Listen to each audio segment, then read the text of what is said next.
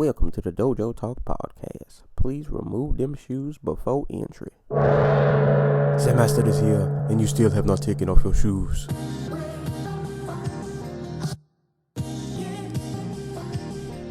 Yeah.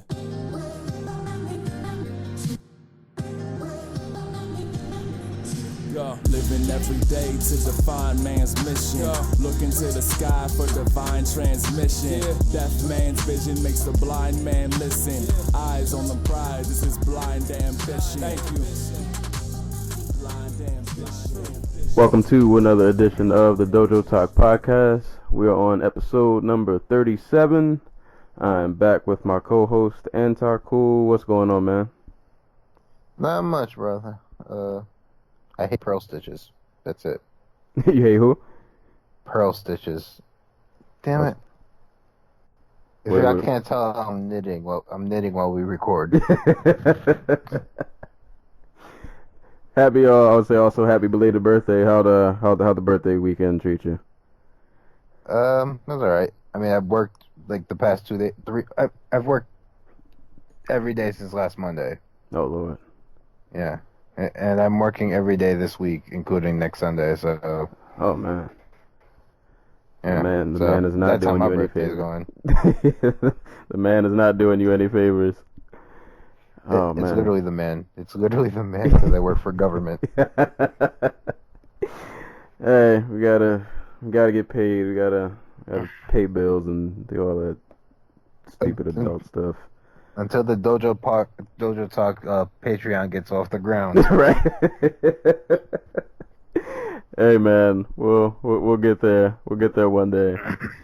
But yeah, we're back with another episode. We had a really nice eventful card last night, man. I want to give the UFC a shout out. Thank you for doing a 4-fight main card. Like, when the card was over and I looked at the clock, I was like, oh, it's not like 1:30 in the morning. I can still, like, stay up and, do stuff, or just, I'm not ready to roll over and die. So, I appreciate the 4-fight main card. But, yeah, man, this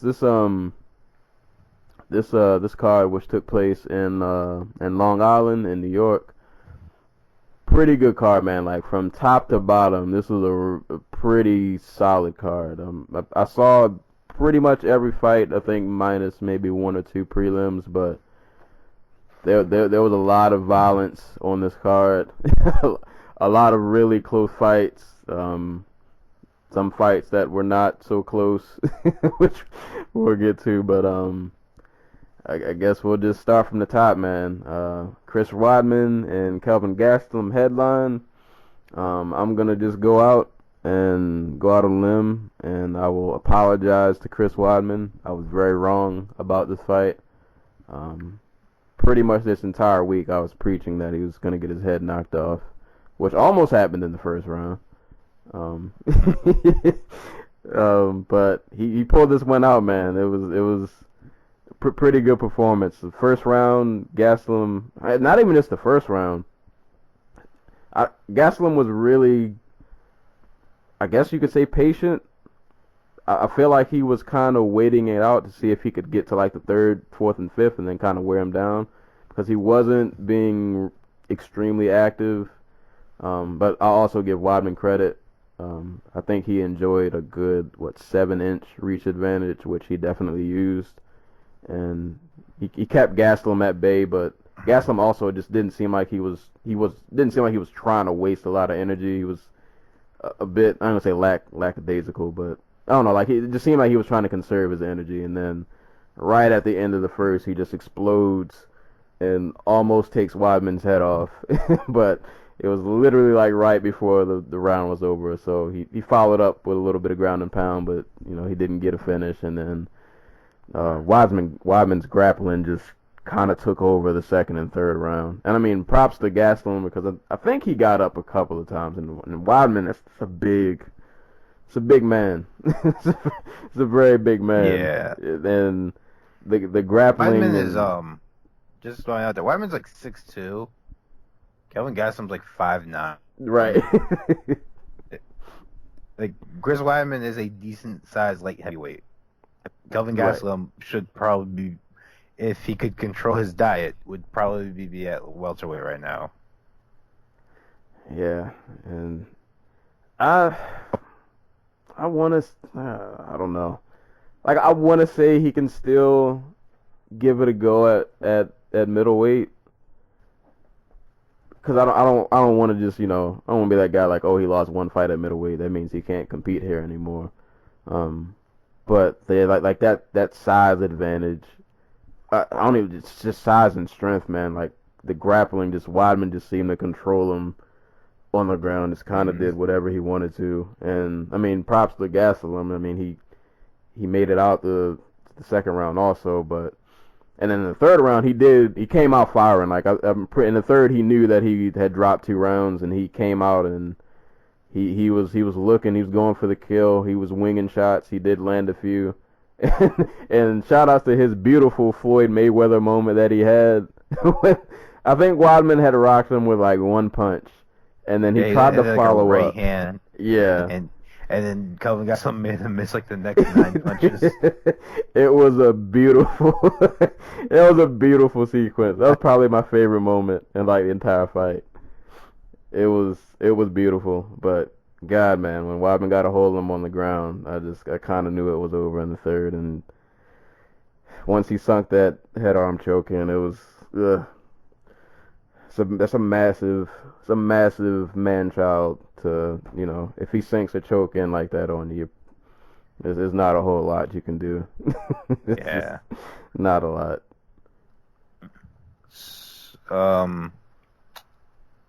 Like I don't know. As far as like Gastelum goes at the middleweight, I think he's still fine. Like I think he took the wrong lesson from like the Gegard fight when it came to Weidman, where he's like, oh, Weidman was a victim of his own success. He took Gegard down and got tired, and like halfway through the second just completely just tired himself out and was like shooting on terrible shots, and that's why Gegard was able to get him out of there. Like he was just way too patient. There were just long stretches of the fight where you could just tell he was trying to get Chris to just take him down so he could tire himself out on the ground. Right. And I don't think Weidman's the type that's going to get tired just like doing stuff. Like Gegard made him work every minute of those rounds. Like he kept getting up, he was throwing the jab, he was constantly putting the jab in his face. Like there wasn't a lot of that from Gastelum until like the third round. But I guess for Weidman, like, props to him. He got a big win. He was down, like he was on a 3-fight losing streak where he got knocked out 3 times in a row. He fought in front of his home crowd, got a big win, but like I still want to see him at light heavyweight. Like I don't need to see, because there's Kelvin Gastelum, and then there's Yoel Romero and Luke Rockhold. Right. Like, based on what I saw, like, do I expect Chris Weidman to have an easier time on the ground with either one of those men? No. Like, he has one of the best takedown setups in MMA, period, where he's just diving in on that single leg and just dragging dudes to the ground. It's one of the most beautifully timed takedowns in the sport. But I just can't get past like seeing him get so tired in the Rockhold fight that he just gets taken down and just pounded on for like 10 minutes. Or even like the Gegard fight where like he was a victim of his own success. He gave up. He basically was winning the fight. It's like got tired. Like what's changed? I guess is the question. Yeah. I don't know. It's kind of hard. I mean, I get it. You probably want to avenge that Rockhold loss, and then he goes and calls out Michael Bisping like, no. Yeah, you're not getting that title. You're not. No one knows you're the real champ because they've seen you get knocked out 3 times in a row. Like, stop. Yeah, you gotta you gotta climb back up to get back in that. I mean, he's probably not too far from that conversation, but you still gotta work your way back I up. mean, Yeah, because and the losses in a row, like these were it, devastating. Like these were devastating losses. like, And nowadays with the UFC just trying to cash in on like big fights, like Weidman up until he lost to Rocco looked like he was on his way to being like the next, not Ronda Rousey, Conor McGregor draw, but like a guy who you could put on pay-per-view and he'll sell 500,000 to 600,000 every time he goes out, you know? right, Like he still has I'm the guy who knocked out uh, like as his selling point, and until Anderson Silva gets knocked out again, that's going to carry him far. So maybe they skip everybody else and just do the damn thing and make Weidman versus Bisping, but like I don't see it as likely. And honestly, I'm not even 100% sure Weidman wins the fight. Like, if he can't get Bisping out there in the first 2-3 rounds, I don't think Bisping gets taken out as easily on the ground as Gastelum did. yeah, and I think people forget because he doesn't use it a lot. But Bisping is a pretty good wrestler, a very good defensive wrestler. Yeah. And to say the least, he's gonna make Weidman work for the takedown, unlike Gastelum, who just kind of like just as soon as Weidman got his leg, he was like, "Oh, I'm going for a ride." So, like, I'm still not sold on Weidman being physically able to compete with like the elite at middleweight anymore. Like, technically, I know he can. Physically, I know he can for like 5 minutes, 10 minutes, maybe. In a championship fight, like, I don't trust him to get guys out of there quick. So Yeah. I don't see paths to victory for him. I mean, I say that, but I'm not sold on Luke Rockhold being 100% anymore either. Thing is, though, I think, well, yeah, I don't know if Luke gets a belt back, but to be honest, I think Luke, I've always felt that Luke is a bad matchup for Weidman. Like, I think he's just one of those guys that if they run that fight back 10 times, I think Rockhold beats him 8 out of 10. I think he just has his number. Because I feel like Weidman, kind of like this fight, he gets off on just being so much bigger and stronger than most people that he faces that it just seems like he can physically like bully them around. But like with Rocco, you can't. But that's Rockhold is another one of those middleweights where it's like this dude is huge. Like he probably would be a pretty probably a kind of a small 205er, but he's still like it's a large man, and Weidman can't. He'd be a decent sized 205er. Yeah, so like because I remember when that fight, at least as big as Volkan Ozdemir. you're right. So, because I remember when the Rockhold Weidman fight got announced, I immediately like, oh, Rockhold's gonna win this because Weidman's not gonna be able to bully him like he does everybody else. And standing on the feet, I mean, Rockhold's not like the best boxer in the world, but he's competent on his feet and he has really good kicks. So like, there's no reason why Rockhold probably just shouldn't win this fight. And we saw what happened, but yeah, I don't know. I feel like Weidman and Gastelum both have. I don't know. Their futures are interesting because I don't know if either of their futures is in the division they're currently in. Though I still the fan in me wants to see Gastelum still give 185 a go because I do honestly believe he can compete with the best. I think with him it's a lot of it'll be styles make fights. He might struggle against people who are very talented grapplers who just happen to be a lot bigger and stronger than he is, but there are other people in that division he could probably clean their clocks if he lands on them. Like, Weidman's been knocked out in his last 8 fights, but he hasn't been dropped. Kelvin Gastelum, and he's fought Gegard Mousasi, Luke Rockhold, and Yoel Romero. Like, it took Yoel Romero landing one of the most vicious flying knees ever to put Weidman down. Like, and Kelvin Gastelum still managed to drop him in, what was it, the end of the first or second? Yeah. And the right end of the first. Yeah, so like Gastelum is still a quality 185er. Just so, like I said, I think he had the wrong approach to this fight. Like I think he gave Weidman too much. He didn't make him work for much. Yeah.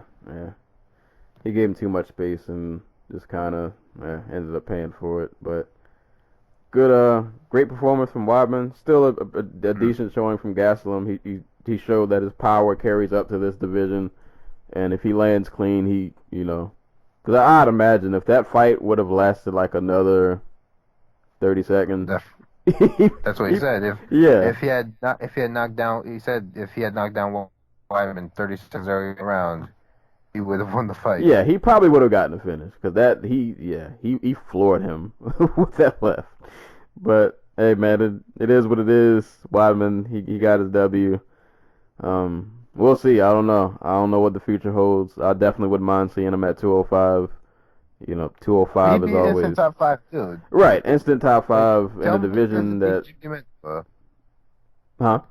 Like, tell me he does beat Jimmy Manuwa. I can see that. Just Manuwa just has those hands out, but no, he could probably grapple. He probably grapples a lot of people up there to death, and it's not like he doesn't have power either. So he could shut some ice off up there, and in that division where we just need new faces. Huh? He probably hits harder there. He probably hits harder at 205 too. Right. Yeah. So I mean, he got a win at this division, so I feel like he'll probably stay. But yeah, I feel like he should give it a go at 205, man. Go up there, be a fresh face in a division that is always in need of new faces, even if they're coming from other divisions. Like I said, you'll probably instantly get your way into a title shot, probably within like a fight or two. And I don't know, maybe we'll get a Weidman versus Jones or a Weidman versus Cormier. I don't know. We'll see though. Both these dudes got some interesting futures ahead of them, depending on what division they decide to go to. And oh boy, this co-main event. This co-main event. I have to ask, what's with people, like particularly like wrestle-centric fighters, just trying to prove they are better wrestlers than Darren Elkins? You know what though?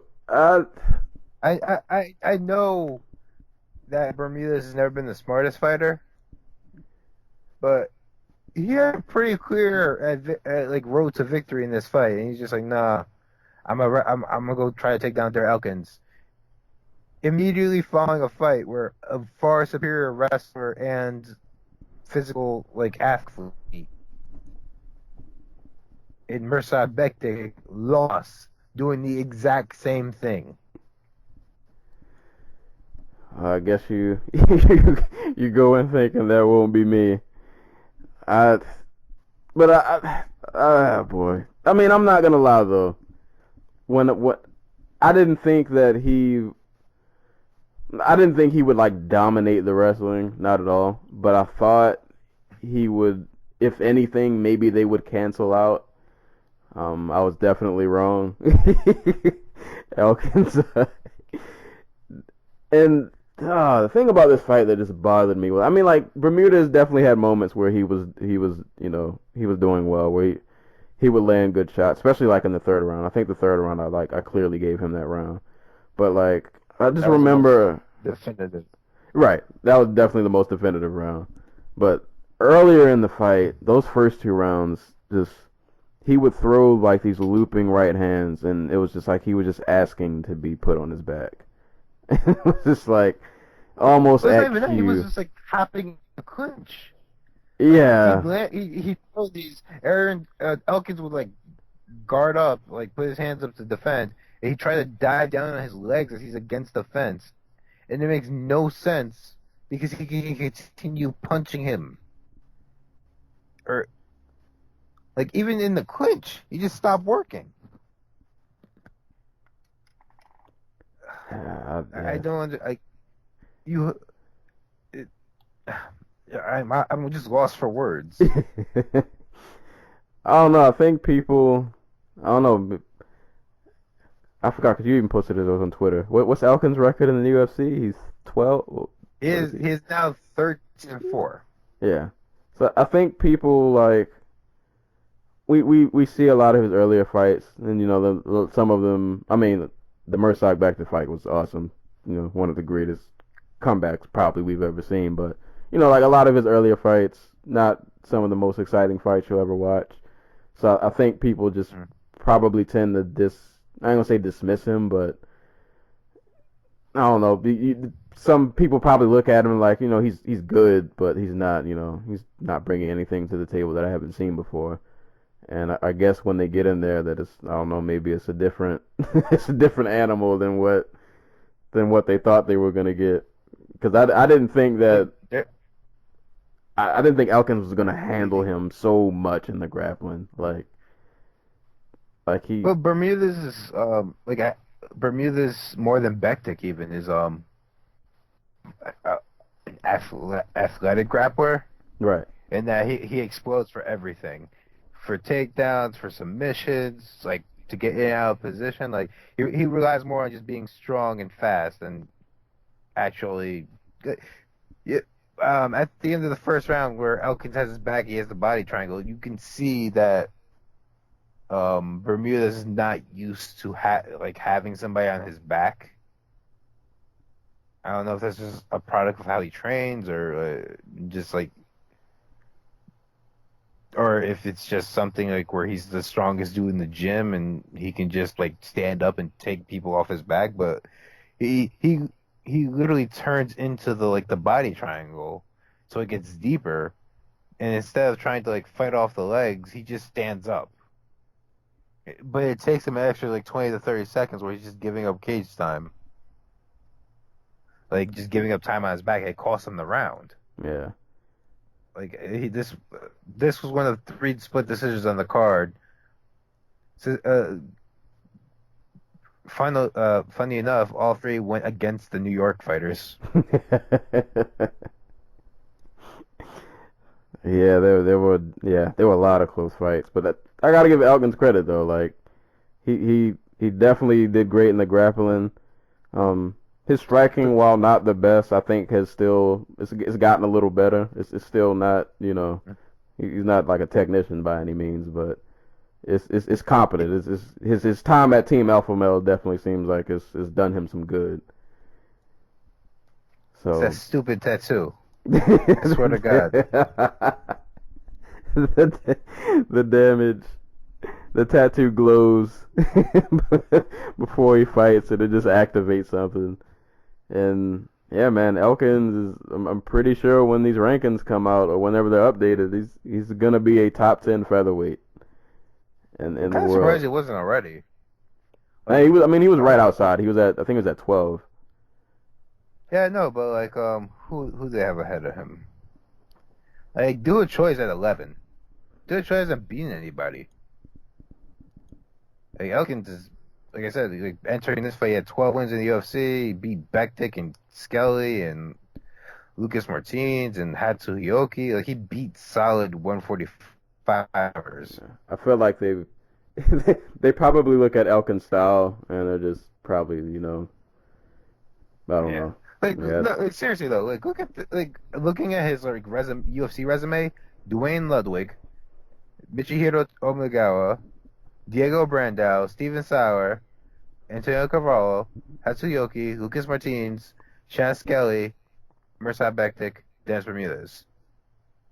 Yeah, that's Like, that's a that's solid. a solid run. Yeah. Like there are no easy that's no easy those are not easy wins. Yeah. And he's a tough out too, man. This dude doesn't.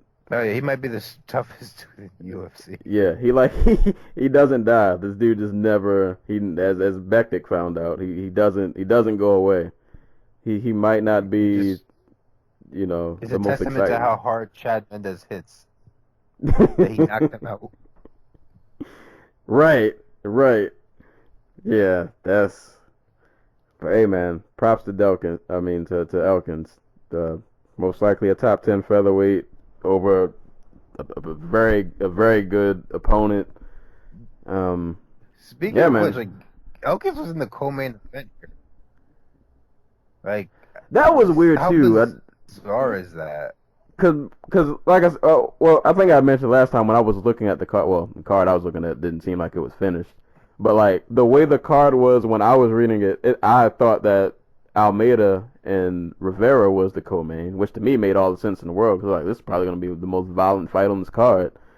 But yeah, I don't know how Elkins got a. I mean, but hey, he made the best of it, and I mean it was a good fight though. Like I don't want to make it seem like it was Like, it was a good entertaining no, fight. I'm bringing this up because like, when was the last time Elkins was on the main card for anything? Right. Well, I mean, like Like, I'm pretty sure it's he's been on main cards, but I think like if anything he probably opened the card. But yeah, he's not like I'm looking and I can't find any. Maybe I'm just forgetting one or just not in my head. Like, but I can't find the last time he was on the main card. I don't know. Maybe they got to get the damage tattoo on prime time. Yeah, like it just goes to show you one big performance changes your life. Dude, like I'm thinking this dude's never been on main card before. He goes out and gives like the gutsiest performance of the year against Bektik, and now he's co-headlining a UFC card on Fox. All right. And I was saying, I'd imagine like since he's in the top 10, like whoever he gets next, like he's gonna get nothing but names probably from here on out. Like at this I point, found one. I found one. He was on the Fox. He was the Fox opener in 2014 against Jeremy Stevens. Huh. Did he win that fight? But yeah, no, he lost. Okay. Hey man, but good looks to him, man. I mean, he's probably gonna get some pretty solid opponents from here on out. And I mean, he's not gonna be an easy out for anybody. Like your chances of putting him out are pretty slim unless you just hit extremely hard. I'm thinking the Korean Zombie, Cub Swanson, or the winner of Jason Knight versus Ricardo Lamas. I think I would like the winner of the night fight. I would like that. Which is this weekend. Yep. But then I don't know. It would be crazy though if he beat somebody like a Cub. Like that would be kind of wild. If he if he somehow grappled Cub to death. He could. It would. Yeah. It definitely could happen. It's not out of the realm of possibility. And then you have Darren Elkins, featherweight title challenger. Darren Elkins beats Max Holloway. Oh God, see, that's one step too far. That would be wild.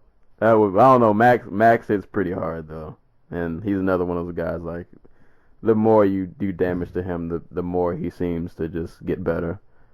So I don't know. That might not turn out so good for him, but. Oh no, okay. Like that is literally the worst matchup besides maybe Frankie Edgar Elkins. Yeah. I don't know, man. Elkins could realistically though, like he could get in the top 5. He could finagle his way in there. I don't know. We'll see. Hey man, he put himself in prime position. Great win. I'm be honest, I didn't think he was gonna win this fight, but boy was I wrong. Actually, you know what? A lot of people in this card proved me wrong. Pretty much everyone I rooted for lost. So, but yeah, man, great showing for him. I guess moving on down to the next fight. Speaking of gutsy performances, Patrick Cummins and his mustache etched out a split decision against John Vellante. Yeah, Cummins is he's another one of those dudes, man, who just doesn't seem to die. And even when he's bleeding profusely from his face, I think the blood that went to his beard somehow activated something. Like, But Clement dies a lot. I mean, he has in the past. Like, he knocked out by Glover Teixeira, Oven St. Preux, and Antonio Nogueira. But, like, it takes a lot to put him down. right, yeah, Not to hurt him, but a lot to, like, keep him down. yeah. And this fight where he was losing. This is like like this is the second fight in a row where I think he like just looks like complete shit afterwards, where like his face was just all busted up. I mean, probably more than that, because like before his fight with Jan Blachowicz, he got knocked out by Glover and Littlenog, but he looked like shit after this fight. Like, did you see the picture of him like in the ambulance? No. Afterwards, let me find that. Because, yeah. I just remember his face bleeding, and there was blood all in that little 70s stash he's got. And I feel like the blood that went into the stash, like, activated some powers because, yeah, like, that first round, he got tagged a couple times. Like, he got rocked with a right hand that dropped. I think he got dropped twice in the first, I think. But, like, even when he got dropped, he still would keep kind of plotting forward. And then starting in the second round, he just kind of I feel like he just willed his way back into the fight. And even like John's cornerman by like the third round would tell him like, dude, this is your fight to lose. Like you should be winning this. Like why are you letting him make this fight so close? Okay, hold on, let me pull up this picture.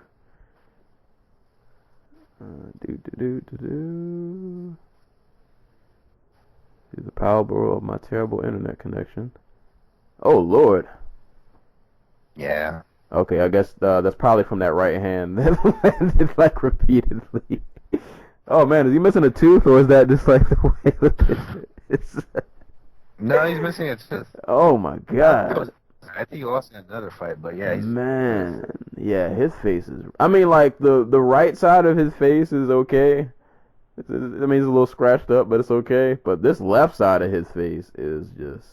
His eye is completely closed. Yeah, like literally completely closed. And that's probably from those right hands that he ate. But Repeatedly. somehow, yeah, repeatedly.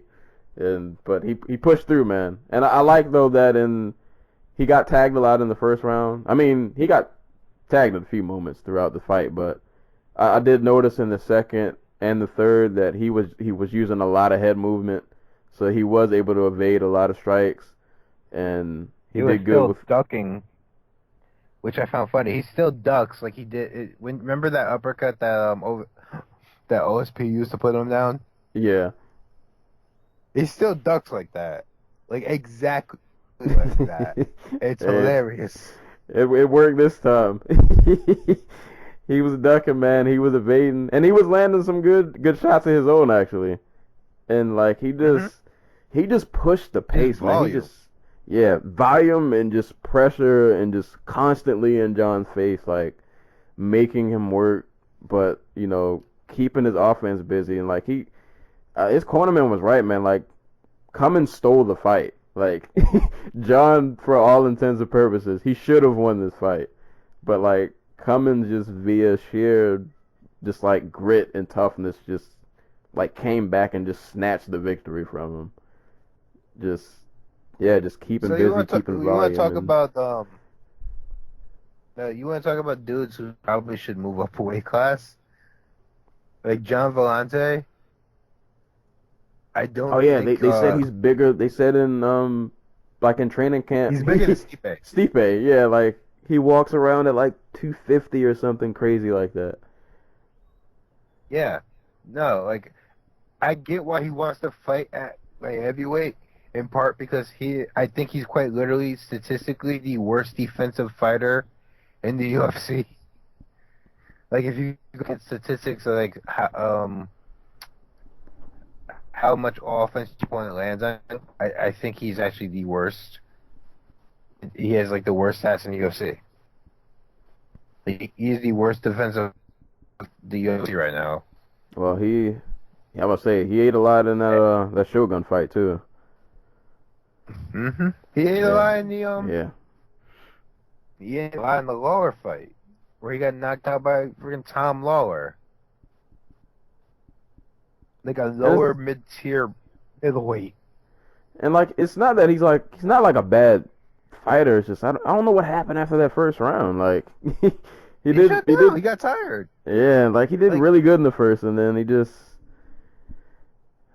the gas tank just kind of, I don't know. I guess it faded, and then Cummins just Cummins kept is not a pushing. guy who's going to stop. Yeah, like I made the joke on Twitter, like if Darren Elkins was a heavyweight or a light heavyweight, he might be champion. Being tough and having a gas tank will get you so far at light heavyweight. It's not even funny. Because like we're talking Cummins, he looked way better than he has in the past. He was moving his head. He was like throwing a lot on the feet, where he was just throwing punches. But he was still technically he was not good. Like his punching mechanics were not good. He was still doing things where like a good boxer probably would have knocked him out. Like OSP hitting him with the uppercut and him just being there for that uppercut repeatedly in this fight, despite having evidence that it will get him knocked out. Like, but here is Cummins. He's still a top 10 like light heavyweight in the UFC now. In part because Phil Davis and Bader, but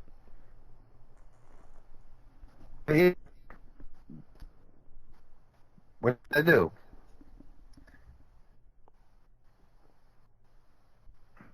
Oh, you still down with the kind of lost you for a little bit. Sorry. Um, I don't know. It just like looking outside this top 4 or 5 in the division kind of makes me sad.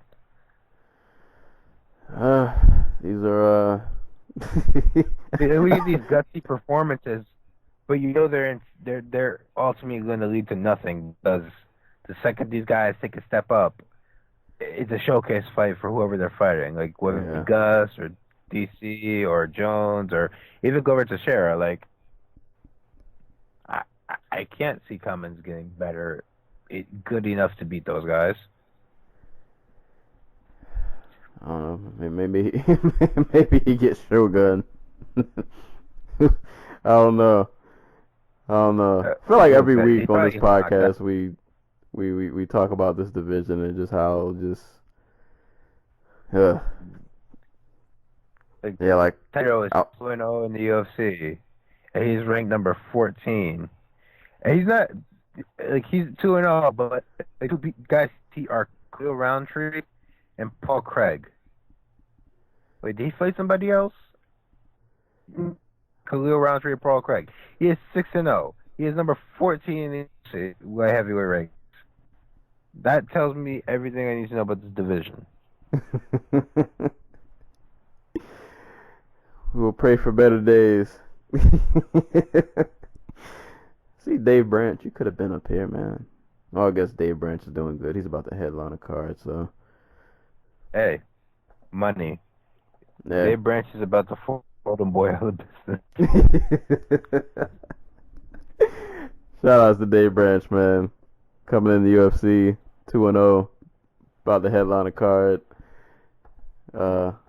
He's fighting Luke Rockhold, by the way. Hey, man. If he pulls that off, Dave Branch, hey, and I can honestly somehow see him winning that fight. It will not look pretty. I guarantee you, it'll look terrible. But I could. Rockhold, like I said, I don't know where Luke Rockhold is, because even when he won the title, he didn't look good. Like there was just something off about him in the Weidman fight. And then the next time we saw him, he gets knocked out by Michael Bisping. Yeah. So like yeah, I don't know. It's gonna be an interesting fight. Probably not a great idea. It's the same night as Triple G and Canelo. So if Branch happens to pull off the upset, perfect like perfect idea. If Branch pulls off that upset, the only people that are gonna know about it are the people in the arena and maybe like 2 other people that are watching. But yeah, that's another combo for another day. That scheduling is mind blowing, but moving on. This main card is really short. This opening main card fight though, man. This was probably the fight on the card I was looking forward to the most. Jimmy Rivera and Thomas Almeida. We had I think Almeida was number 9 and Jimmy was number 4.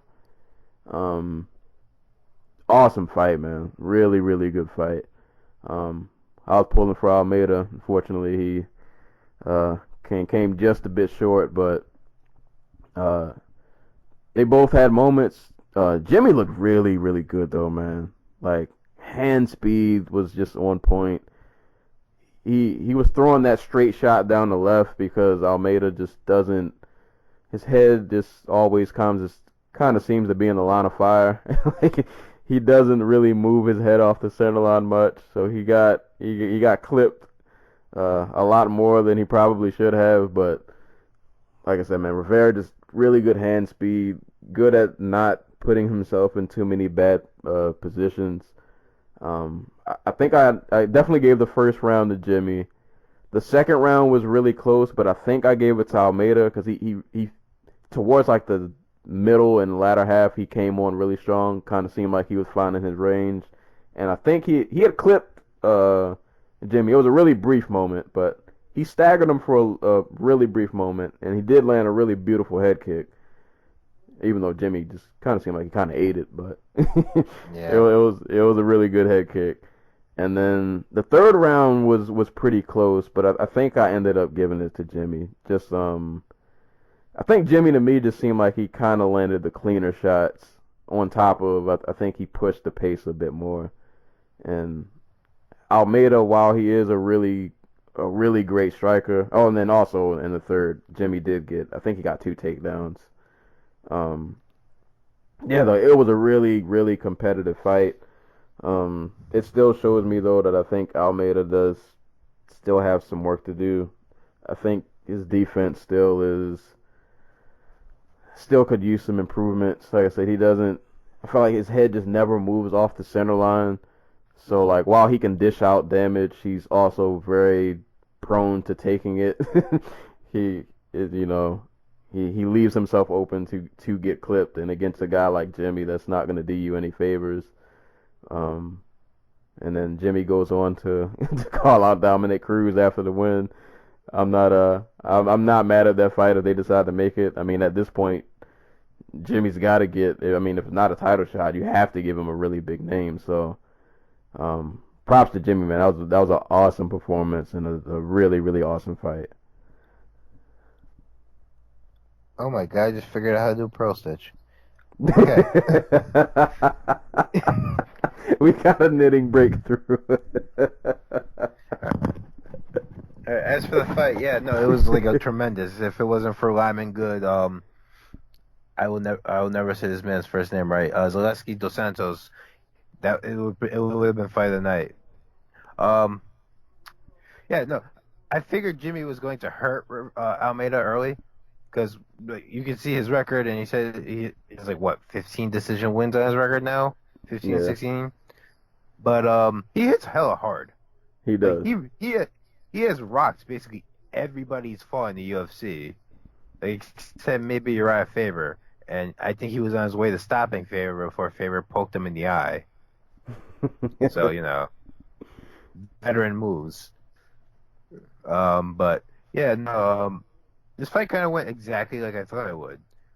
Jimmy would come out fast. He'd hurt Almeida early.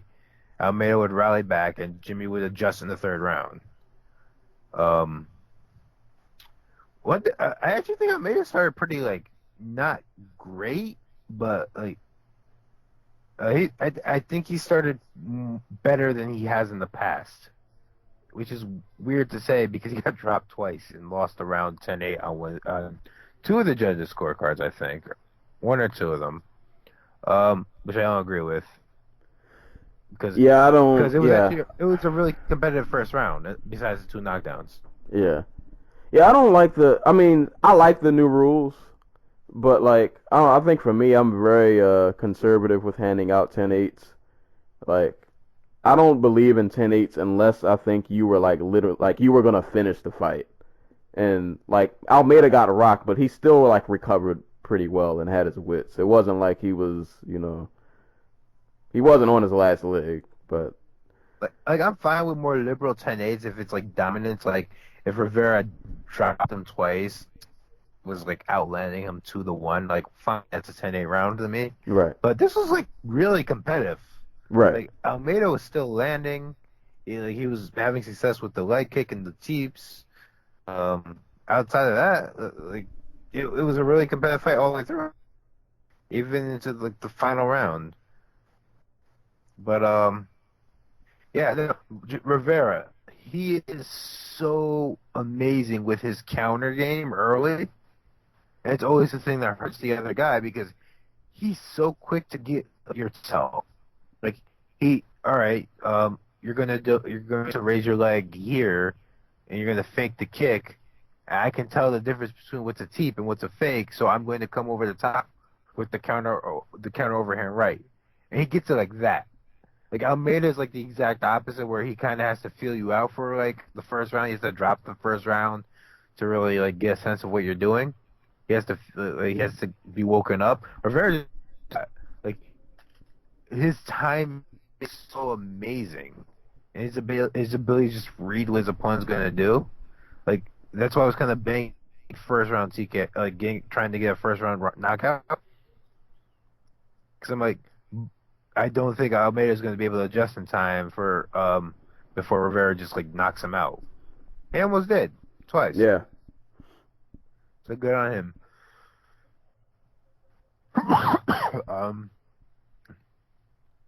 That's why Cruz interests me, because if Rivera get one of Cruz's tells early, he can put him on his back, and that really interests me. Like, yeah. I don't think Rivera is going to be like just completely lost on the feet. Not at all. Not with that hand speed. Nah, man. That dude, he's the real deal. I think this cements him as another one of those. He's an elite in that division now, I think. Absolutely.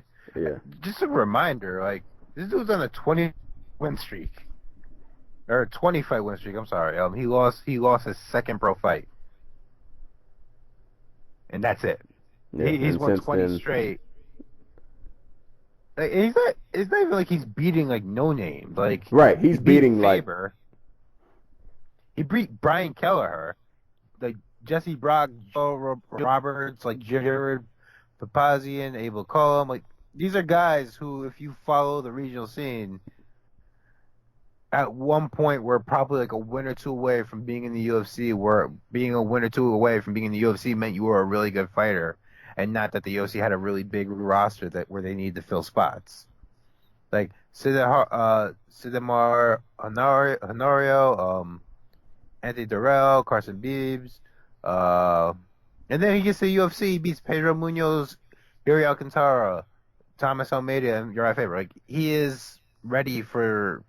He's as ready as he's ever going to be for the TJ Dillashaws, Dominic Cruzes, and Cody Garbrandt of this division. right. So one of those should be his next fight, and nobody else. Like I'm sorry, Rafael and Sunsao, but like I want to see Jimmy fight somebody in a fight that has like meaning. Yeah, I feel like we should just jump to Jimmy and Cruz, especially after Jimmy called him out, and then Cruz said, he had talked to Jimmy, and it was like Jimmy, was like, yeah, I respect you, and Cruz was like, yeah, you should respect me. So I feel like we just need to make this like, let's just not waste Jimmy. Don't waste any more time. Let's Cruz also saying you need a belt to hold up them little pants when if you want to fight me. So. Oh man. Always with that quick wit. I'm digging that. Yeah, man. So, Cruz is always ready with the counters. But yeah, man, that was an awesome fight. For Almeida, I still believe one day this man will fight for a title. I don't know if he'll hold it, but I think he'll fight for one. But I mean, no shame in his losses. I mean, so far he's only lost literally to the best of the best. I mean, he lost to the champ, well, who would eventually go on to become the champ, and then this loss to Jimmy. I just feel like if he tightens up that defense a little bit, like he'll be a problem for pretty much anybody. I just think at points he just kind of leaves himself too open to be hit. Like, what And really stands out to me, like, he doesn't bend at the waist, like at all. So he's just like straight up in the air the entire yeah, time. yeah, it's like Like that head is just a target. he starts with his head on the center line, and like sometimes he'll move it out of the way, but like his defense is mainly just to, like throw the double, throw his hands up and like try to block.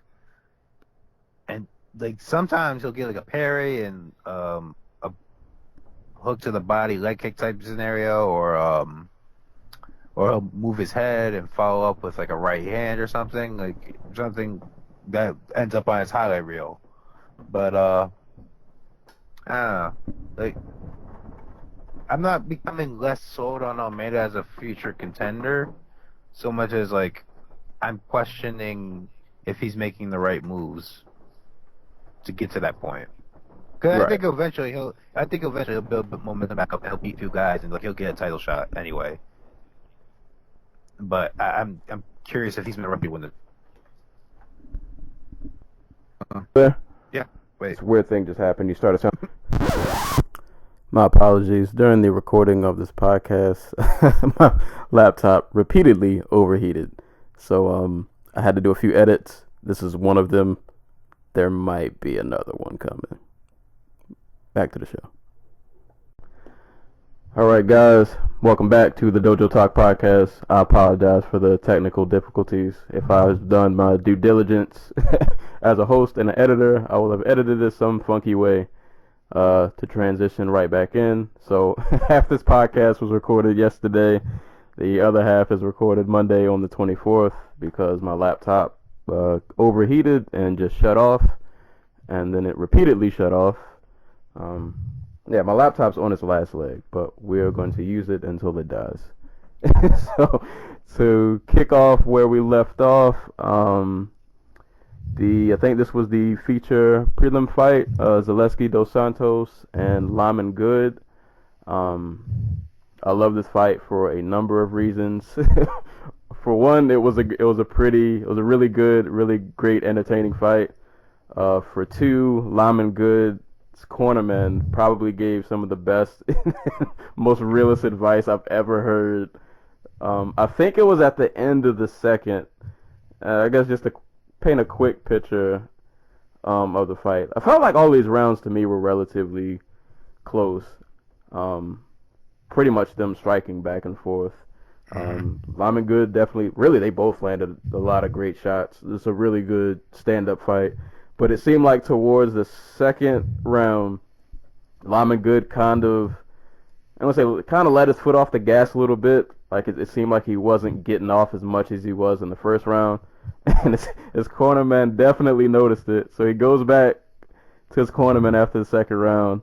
And his cornerman's immediately like, why aren't you letting your hands go? Why aren't you firing shots? And Lyman Good's like, I don't want to get knocked out. Cornerman just losing it. He's like, what? Get knocked out. Your family's in the crowd. They're watching you fight. So on and so forth. And like I died laughing when I heard that. And then, they go out really competitive third round. But Lyman Good came up short. I'm not gonna lie though. Like when I first watched this, I scored it for Zaleski. When I rewatched it, I actually did score it for Good. But like I could definitely see, I'm not against Zaleski winning it all. Like it was a really, really, really, really close fight. Definitely one of the best prelim fights and a good showing for both gentlemen. And just shout out to Lyman Good, man, former Bellator champ. I think he was injured for like 2 years, wasn't he? So okay, so I think I've told this story before elsewhere, but Lyman, before he fought Ben Askren, destroyed his shoulder. Actually, really badly. He popped it out. It came out the socket. Oh. and I know this story because my aunt used to be a pro fighter with Team Tiger Showman, so she trained with the Rivera and Hall and Nick Pace and Luis Gallo and Lyman Good, and she was there when this happened. So his shoulder pops out of his socket. So, serious sensei, what do you, if your shoulder was to pop out of your socket when you were in the middle of training, what would you do? I've never had that bad of an injury, so I would probably cry. I'm definitely not fighting anymore. I'm not gonna keep training. That's probably a wrap for a little bit. Yeah. Yeah. I'm going Yeah, home. no. Okay, so what ends up happening is, I guess he watched like a Steven Seagal movie where Steve Seagal's arm popped out of his shoulder too. So what he did is he ran straight into the wall, shoulder first, continually trying to pop it back into place. Oh man, that's straight out of the old kung fu movies. And that is where Lyman Good's injury woes began. Oh He man. lost a year of his career in Bellator as the champion and came back and got beaten by Ben Askren, and has not looked the same ever since, despite having mixed success in Bellator and the UFC and CFFC. We are getting a diminished version of Lyman at this point. But I think in the UFC he did miss. He missed 1 year because of an anti-doping violation stemming from, I want to say it was a tainted supplement and he got sentenced to 6 months or something like that. But he also missed a year because of injury or something. I don't remember what for. He had a fight booked and everything. Actually, I can look it up since I'm right here. Oh man. But he had a fight booked against was it? Yeah, he had a fight booked against Omari Akhmedov back in 2015 December, and he got hurt. And then when he got booked for his next fight in November of 2016, he failed that drug test. So this was his comeback fight. He didn't look bad. No, he did not. He looked really good actually. Just probably if he would have put a bit more pressure in that. He might have edged it out. Also, word to the wise, Doug Crosby is the one who scored this fight. Doug Crosby and Mullen. I can't remember. I think it's John Mullen. They did 30-27? They were the ones who scored 30-27 for Dos Santos. Yeah. Mullen is a how I say this? Mullen's a respectable dude. I think he just turned in a bad card, but Doug Crosby is because I was actually listening to the Jordan Breen show earlier today, and they were going in on him and TJ DeSantis were just going in on Doug Crosby. If you've never seen that piece about how Doug Crosby goes about refereeing judging fights, it's the most pretentious, asinine bullshit you ever see. He has beef with a bunch of people in New York. So Diamond Goods from that area. How they still let him judge though? I don't know. Dude, he is such a dick. and the thing is, it's not like he's a dick and he doesn't know. He revels in it. He revels in being just a bad person and a bad MMA judge, and it's almost like he does it on purpose. So there's a part of me that wants to say, you know what, this is probably not negligence, but just straight up corruption. There's a part of me is okay, these guys run in the same MMA circles. They're both from the Northeast. Doug Crosby seems to get on everybody's nerves. I think he has a restraining. There was a restraining order filed against him by Sarah Longo. Jesus. Or one way or the other. I can't. Yeah, but this dude should not be anywhere near an MMA case judging fights. Because he is just willfully terrible at his job. Yeah, I was there's no way this fight. I wasn't mad at the decision at all, but when I heard 30-27, I was like, you gotta be. There's no way. There's no way this was 30-27. Like, I'm biased. I thought Lyman won, but like I said, I'm biased. Like, Lyman was one of the first MMA fighters I actually ever watched, because I used to work with my aunt at her gym, which was the Tiger Showman's gym, and the only, like, I'd sit in front of a computer that would not have anything, like, would not let you search anything but Tiger Showman related stuff. So I would just sit there and watch him and Uriah Hall for like 6 hours a day. Oh man, but I don't want to undersell Dos Santos. He is on a 3-fight win streak now. He's 4-1. I mean, sorry, 3-1 in the UFC. So he has wins over Lamin Good, Keita Nakamura, and Omari Akhmedov. So it's crazy how good he is as a third round fighter. Cause like these Brazilian dudes who tend to come into the UFC at welterweight, like what's the homie's name? Walari Alvarez. Alvarez, something like that. I think it's Alvarez. Yeah, they tend to fade hella quick in the third round. Yeah, no, this dude's a or dog. just like in the second round. Yeah, he won this fight in the 6th round. Yeah, like he's straight just straight dog effort. Just. And once he got his jab going, he was really fucking lining up. Like, that 3rd round was the most conclusive round, and he won it pretty clean. Like, even on my scorecard. The dude has a chin, too. Actually, speaking of chins, because there was a point, really both of them ate a lot of shots that I feel like would have knocked a lot of people out. But Lamin ate a flying knee straight to the chin. It just, like, walked off. Right. Like, nothing happened. Like, I feel like his head really didn't budge that much. I don't know. It was weird. I've seen this man's freaking, like, jawline / Yeah, like, this dude is... He's got that, guy, what's the Bellator guy's name who won the belt? Hector Lombard? No, the lightweight champ who beat Chandler and the freak. Brent Primus? Yeah, like, they both have that, like, freakish build where it's like they look like superheroes. Like I can't even, like... Lyman fails the eye test. He is so vascular and so like, oh my, like he looks straight up like an action figure. Yeah, it was. Whew. It was an awesome fight though, and I mean, yeah, good for Dos Santos, man. Like, quietly on a 3-fight win streak and having a name like Lyman on your record is definitely a good look.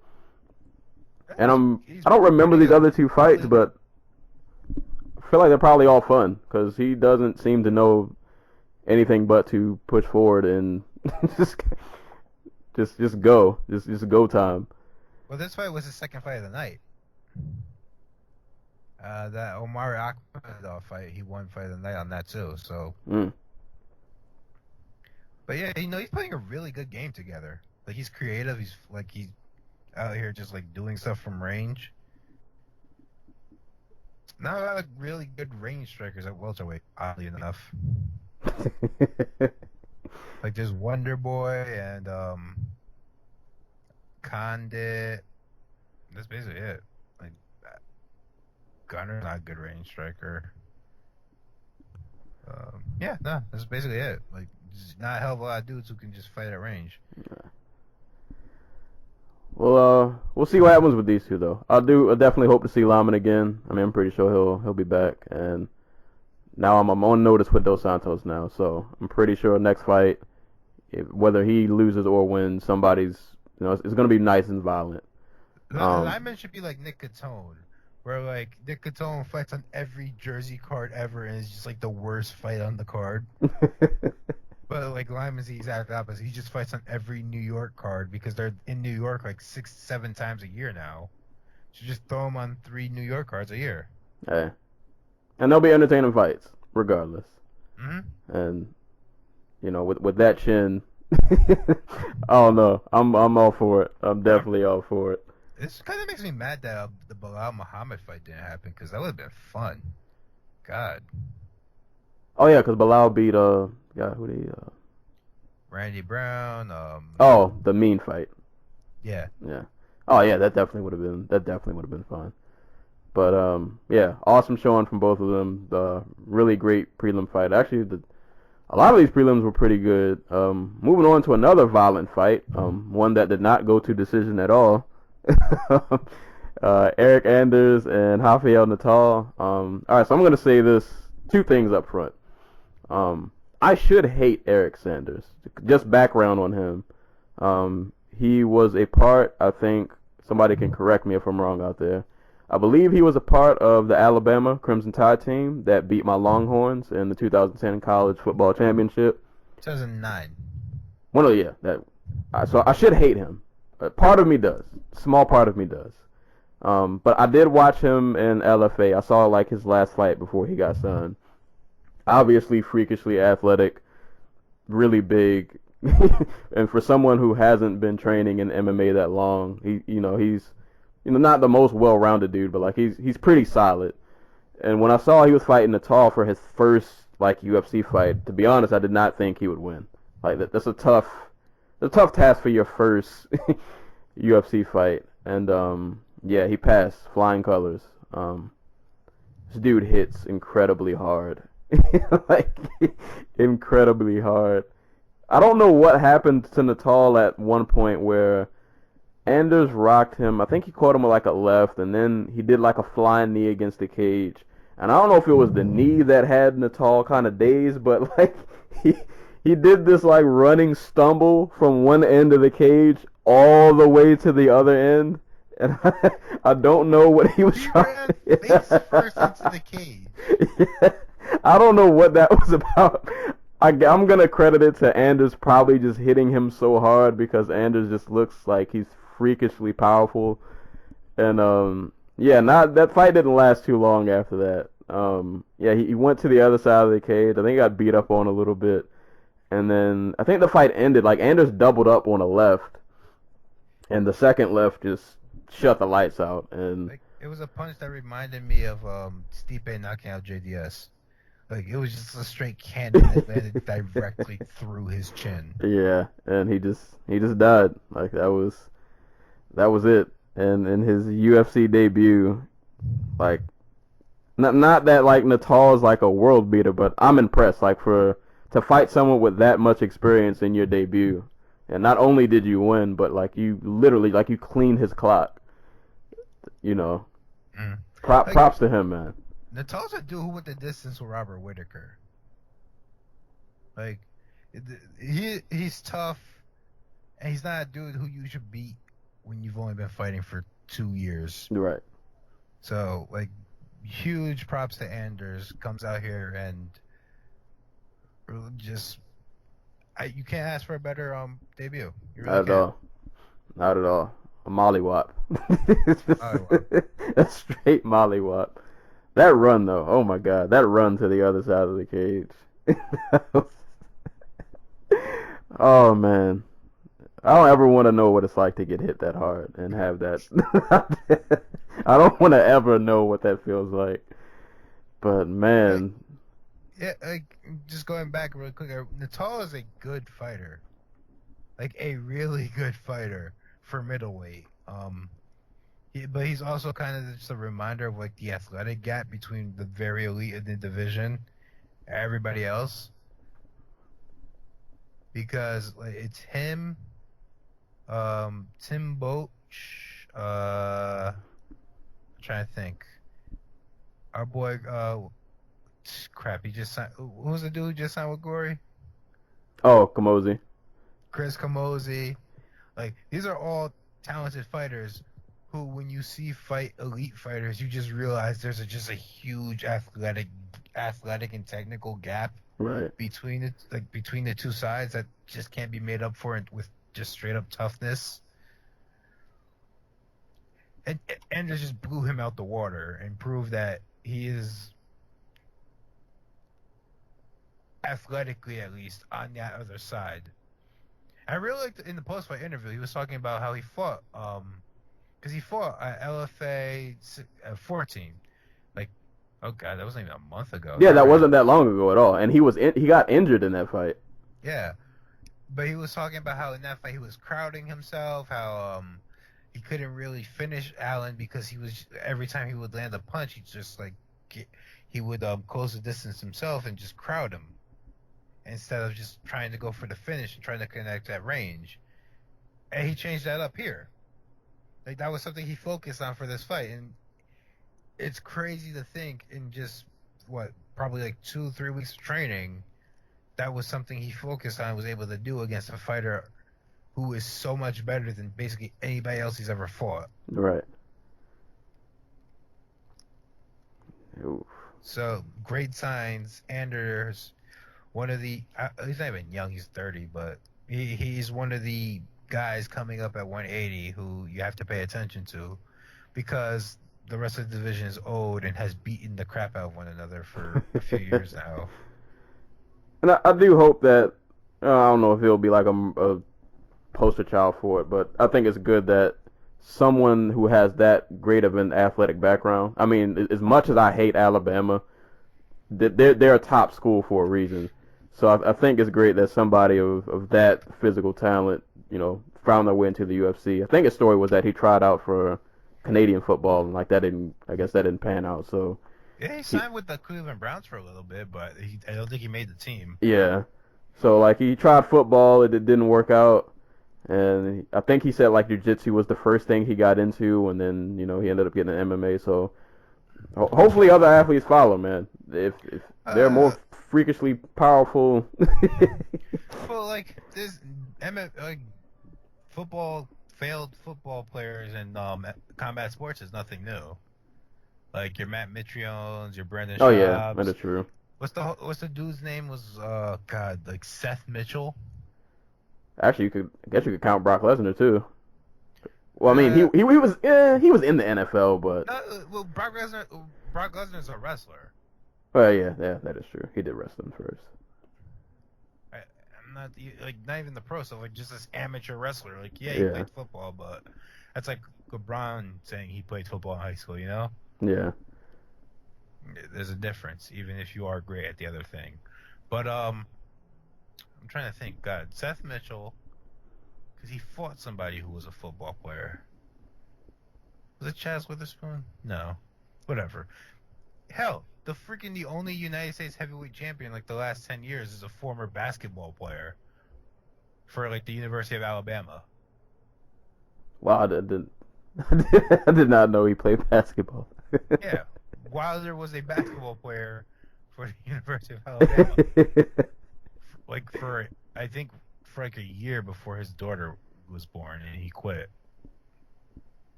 Let me make 100% sure of this. Yep. Learned something new. Did not know. I thought Stipe 6. Yeah, about 6'4". Wait, I might be spreading false information here. I think he wanted to be, but he didn't make it. Close enough. I think he ended up playing a intramural ball or something, or what's the junior college ball? Okay, that's still something. He was still an athlete of sorts.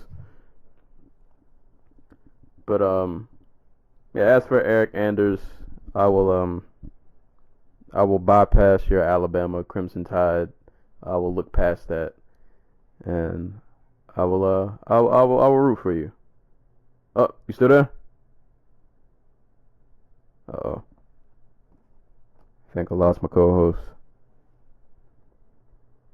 Hello? I don't know why I'm explaining these edits like you guys even care. But yeah, so first I get cut off, and then Antaku gets cut off. Skype literally just kicked him out. But good news. We're back. Alright guys, we're back again. There will be more editing.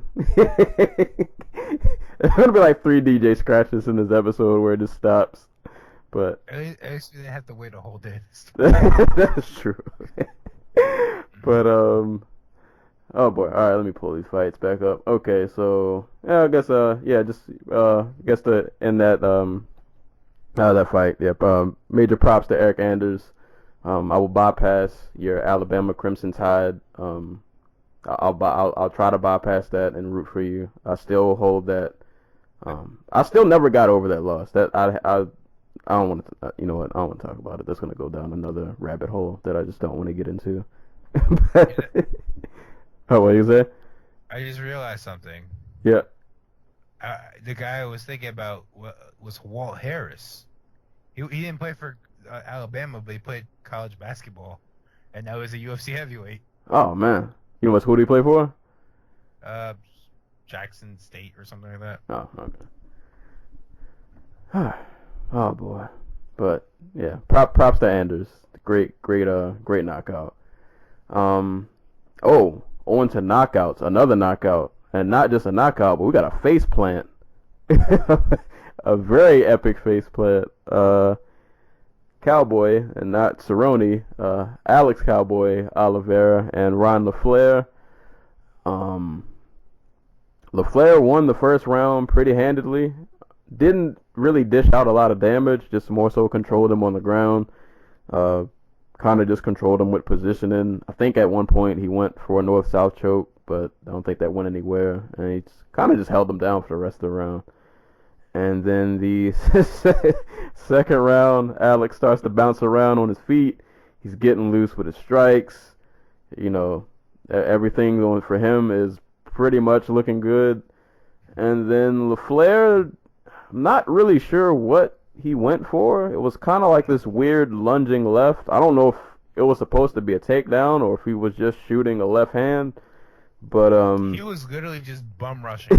yeah, I don't know where that came from or why he did it, but he ate an uppercut for his troubles, and he immediately face planted, and the crowd just kind of went silent, and yeah, it's one of the better walk-off KOs I think I've seen this year. It was a pretty epic face plant, nasty KO by Oliveira, man. I like watching this dude fight. He's a character.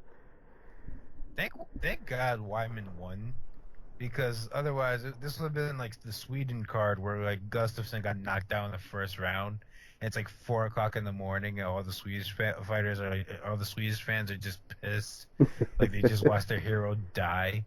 They stayed up till 4 o'clock in the morning to watch their hero die, the freaking Anthony Rumble Johnson, because. Like, all the New York fighters on this card, like Lyman Good, Rafael Natal, Ryan LaFleur, Brian Kelleher, Frankie Perez. Frankie Perez is a local dude. I guess, well, that didn't count because they're both from around here. John Volante, Dennis Bermudez. Yeah, not a good night for them. Mm-mm. Besides Jimmy and Shane, like, Weidman was the only high point for them. But Alex Oliveira, this dude is just like a straight up, just straight up powerhouse. A very large welterweight. Who used to fight at lightweight. Right. Who ragdolled Will Brooks around like he was a child. Like after blowing weight by like 7 pounds. Yeah. But... oh yeah, I forgot. But still, yeah, this dude is. It's a scary gentleman. Dude, Alex Oliveira is like one of the very best pure athletes at welterweight. I'm not sure how much of his skills transfer all the way up the totem pole, but like he's getting better. He's getting significantly better. Like that uppercut was a thing of beauty. Oh yeah. It was Patrick Cummings OSP-esque. Oh yeah. And then he fights like in this fight. He has that long, really like kind of just awkward style. He's just kind of bouncing around, and I feel like LaFleur just got frustrated because he couldn't get a read on him, and he was like, you know what, whatever. I'm just gonna go for broke, and it didn't. Did not pan out too well for him. It was really funny. It was funny. Brian Stan or John, I think it was John. No, it was Brian Stan, because I know exactly what you're about to say. They were saying that he was having too much fun. No. Oh, okay. No, but that was funny too. Like, one of them made the comment that like that Oliveira had to make it ugly, and freaking Ryan LaFleur had to be technical. Like, Alex Oliveira is a way more technical striker than Ryan LaFleur. Right. Like, at least when it comes to the striking. and we saw it here in the final sequence where Oliveira. I think Oliveira was trying to back him up. I don't think he was trying to actually just take him down or push off on him, but it was just trying to like scare him so he would back off and like he could get a read on him. Like it was a feint of sorts, and Oliveira was just like, "Fuck that," and just hit him as hard as he could. Man. And like there was no. It was weird because when the KO happened, the way the cameraman was positioned, like he was almost too close that I didn't even see what happened. Like you just saw LaFleur bum rush, and then a second later he's just on the ground, and like I didn't even know what happened until the replay. And yeah, that was it's another thing I don't ever want to experience or know what that feels like to just. I mean, it doesn't hurt. You're unconscious. I'm just saying. That is true. You see, you gotta be lucky. LaFleur was lucky in the sense that he didn't survive. Yeah, I guess like it touches your chin and then your body just gives out. But I imagine you gotta wake up with some kind of headache or something like. Oh no, he definitely had a concussion. Yeah, like that was a pretty hard fall. And Ryan LaFleur is a really like a good fighter. And a tough fighter. Like this is only his second loss, first time ever being knocked out. So a big win. And so I don't, like I said, I don't know how high up he goes because he's such a bizarre. Like, there's a dude who was literally a cowboy before he decided to just pick up like MMA in 2011. Hey man, Like, he was a rodeo guy. He was a professional rodeoist or whatever the hell they call themselves. I'm looking at the rankings. So that cowboy strength, whatever he did in that cowboy life, whatever strength that took, it definitely transferred over. Because this dude is. I'm looking at the top 15. All right, so I don't know if these rankings are updated though, because Flair was at 14, Safadine's at 15. Now, I feel like you should just put Oliveira over Safadine at this point. I put over Flair, Safadine, and has Kim won a fight? He beat Safadine. I don't know. I wouldn't be mad at putting Oliveira above Stun Gun, or maybe like right below him. Yeah. Yeah, I'm interested to see how far he can go. I don't think he beats like the elite, but I can see him hanging with like anybody like ranked 10 and behind that, like 10, 11, 12. I could see him winning. Well, I'd say I wouldn't be surprised if he could somehow figure out, because if he touches your chin, he's probably gonna knock you out. But then if he can drag you to the ground and get on top of you, like Yeah. he is just so damn strong. Yeah, this dude, man, and fun guy, really fun guy. That just seems like he's in there. Like Brian Stead said, it looked like he was having too much fun. But I mean, hey man, if you can knock people out like that, why not smile and dance and just kind of do whatever, man? I mean, who's gonna stop you? Make them stop you. Right. So he's having fun, and hey man, it's working. So yeah, shout outs to Cowboy. Well, one of the better KOs you'll see this year. And LaFleur still a really good fighter. I'm pretty sure we'll see him back. But yeah, man, another really awesome prelim. All right, my screen isn't loading, so I'll let you say whatever the next fight is because my internet hates me right now. All right, so the UFC didn't learn their lesson last week when they opened up the FS1 card with the only jiggly-weight fight on the card. And they opened up this week's card with the Chase Sherman, Damian Grabowski fight. Okay. Which in all fairness was not a bad fight. Well, it wasn't a competitive fight, but it was a showcase fight for Chase Sherman, essentially. He looked really good. He was patient. He was picking shots. He was using his full repertoire of strikes. One of the things I really loved that he was doing was whenever Grabowski would cover up while Sherman was throwing a combination, he would throw light touches in there instead of just like trying to power through. So he was still touching him and still making him uncomfortable, but he wasn't just like completely wasting his energy. And he did that a few times, and I thought that was pretty neat. He was throwing the standing elbows. He was really backing Grabowski up at points. He was still a little bit too hittable. Like Grabowski was throwing these wide overhand rights that you could see coming a mile away, and they were still landing. But other than that, like Sherman looked really solid.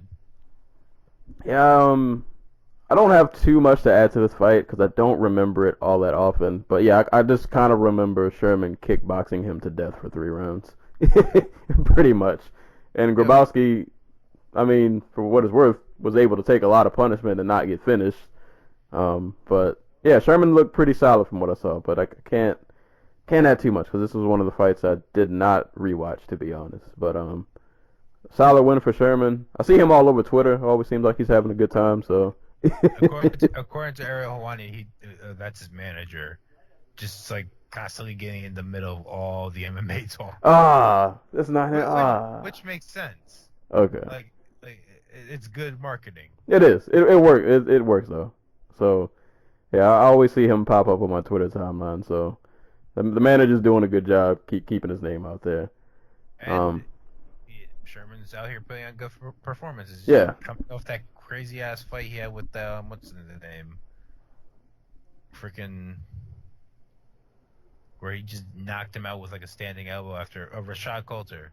Oh yeah. Oh yeah. That was a nasty. That whole fight was just bizarre. Like Coulter almost knocked him out on one leg. That was was that a pre? I can't remember. What card? Who headlined that card? What card was that? That was UFC 211. Because I feel like that card had a lot of violence on it. That was the Stipe fight. Okay. The JDS fight. Yeah. That was a really bizarre. Yeah, that was a wild fight. So yeah, shout out to Sherman. I mean, any heavyweight that's doing remotely good, hey man, any fresh new face, I'm rooting for you. I'm definitely rooting for you. It's just really nice to see a heavyweight make improvements because we don't see that a lot. They tend to stay the same. Right. So yeah, shout outs to him and his manager on Twitter. You're doing a good job, sir or madam, whoever you are out there. I guess we'll brush over the Jeremy Kennedy Kyle Bachniak fight. I don't remember it much. I just remember Jeremy Kennedy called out Gray Maynard and he used a lot of wrestling. I will say Kennedy had a really great takedown entry where he had the double collar tie on Bachniak as Bachniak was coming forward, hit him with a knee. As Bachniak went up to he was standing up straight. Kennedy, feeling Bachniak pressing forward, ducks down, and it's a double leg. It was one of the prettiest takedown entries I've ever seen. So props to that. But other than that, it was a pretty boring fight. Boring. It was a boring fight. Or it was a fight where a lot of stuff didn't happen, I guess. It by itself, in a vacuum, it's not a terrible fight. But it's nothing you have to rewatch. Yeah, we'll see if we get that Gray Maynard fight. Test that wrestling out. See how good that Canadian wrestling really is. Yeah, man. Yeah. Against. Yeah. I don't know, I could see him. Actually, you know what? I'm not going to get into it. I'm not going to. Just leave it alone. Is it weird that people feel sad for Gray Maynard? Yeah, I didn't. I wanted to leave it alone, bro, because I was like, I could almost see him maybe winning that fight. But then I don't know, because if it's straight grappling, though. I'm just saying, because, remember before the Edgar fight when everybody hated Maynard? And after, the what was it, the Guida fight where everybody hated Maynard because he was boring. But now it's just but I mean, now everybody just feels sorry for him, and it's just I mean, I guess at 45 he's doing okay though. He's he's not the Maynard of old, but there's something left in the tank. He's still got something left in there. I don't know if if Kennedy wins a straight up grappling match, which I feel like is what he intends to do. But hey, man, go for it. And everybody wants that one veteran name under their record, so hey, why not go for Gray? You know. But this next fight, which had a pretty awesome finish, Marlon Vera and Brian Kelleher. So correct me if I'm wrong. Kelleher was the guy who upset, was that Alcantara? Yes. In his last fight? Okay, yeah, because I knew I remembered him from somewhere. And that was his debut, which kind of like Anders, like that's a solid debut win to beat somebody that good. But Marlon Vera pulled off a really dope armbar. I don't remember much of the fight before the armbar. I just kind of remember the finish. I think it started where like he went for a Kimura and they ended up on the ground and he just never let go. Basically. He never let go of Kelleher's arm. Like you can literally just see him climb freaking Kelleher's arm to get the to get the armbar. Yeah. And like as soon as he locked it in, like Kelleher just tapped. Like he didn't waste any time. So yeah, shout outs to Vera, man. That was a nasty armbar. What was Vera's last fight? Because I feel like I saw him not too long ago. He knocked out Brad Pickett. Oh Lord, okay, that's what I remember. Oh no, that's why I don't want to remember that fight because I felt bad for Pickett. Good showing though. He's a really good fighter, and yeah, that was probably one of the better submissions I've seen this year. I don't really remember much of the Junior Albini Timothy Johnson fight. I think this ended with hammer fist, if I'm not mistaken. I don't remember much else. It was actually one of the more impressive debuts for a heavyweight. The finishing sequence here, I want to get it right because it was like it's something we don't see a lot of heavyweight fighters. So, I want to say Albini hit him with like a multi-limb combination before Johnson went down. Like a perfectly placed knee. Where is it? Damn it. Let's see if I can find it. Yeah, here we go. Left hook, right hand. Oh, that's just the ending combination. I want to see the whole thing. Knee. Okay, left hook, knee.